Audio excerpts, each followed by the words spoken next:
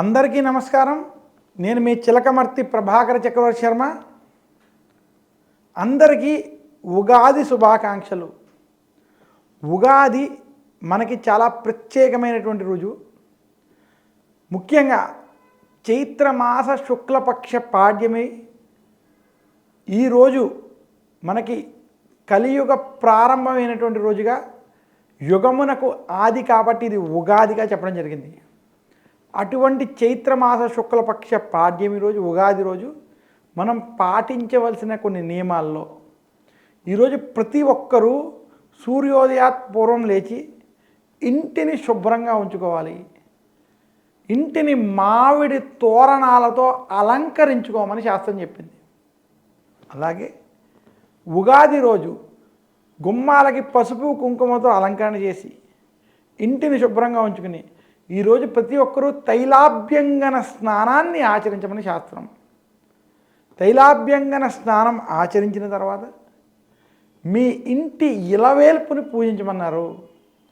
అది వెంకటేశ్వర స్వామి కావచ్చు, సత్యనారాయణ స్వామి కావచ్చు, శివుడు కావచ్చు.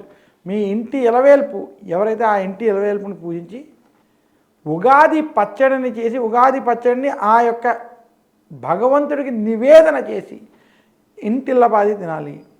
ఇది కాకుండా ఉగాది రోజు ప్రత్యేకంగా పంచాంగ శ్రవణం చేయమని శాస్త్రం చెప్పింది.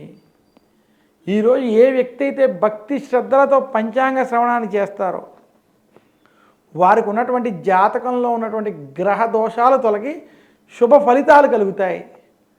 పంచాంగ శ్రవణం ఎందుకు చెయ్యాలి అంటే, మనకి ఇంటిలో ఎంతమంది ఉన్నా, నలుగురైనా 10 మంది అయినా 5గురైనా, ఒకరికి కాలం అందరికీ ఒకేలా ఉండదు. ఒకరికి ఆ సంవత్సరం బాగుంటుంది, కొంతమందికి బాగుండదు. బాగున్నవారు బాగోలేని వారిని జాగ్రత్తగా చూసుకోవడం, బాగోలేని వారు బాగున్న వారిని అనుసరిస్తూ వారు చెప్పిన మార్గంలో వెళ్తూ విజయాల్ని పొందడం.